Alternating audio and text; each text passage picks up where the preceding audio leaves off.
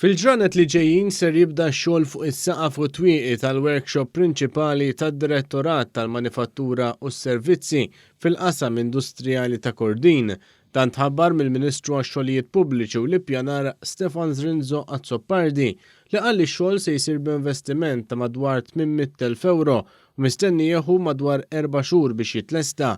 Permezz ta' dan il-proġett il-ħaddiema ta' dan id-dipartiment se jkollhom post tax-xogħol aktar sigur.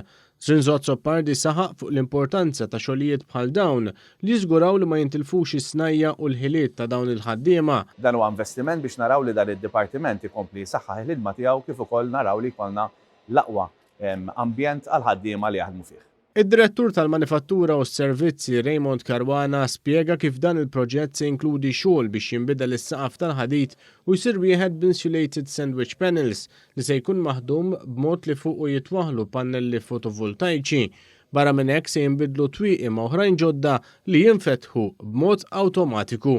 Barra minn hekk apparti dan il-proġett, kull fażi li tkun lesta mit-tibdil tas-saqaf u twieqi qed naħsbu biex internament bl-electricians tagħna nagħmlu sistema ġdida ta' dawl biex il-post ikun imdawwel aħjar u l-ħaddiema jkunu jistgħu jaħdmu iżjed aħjar.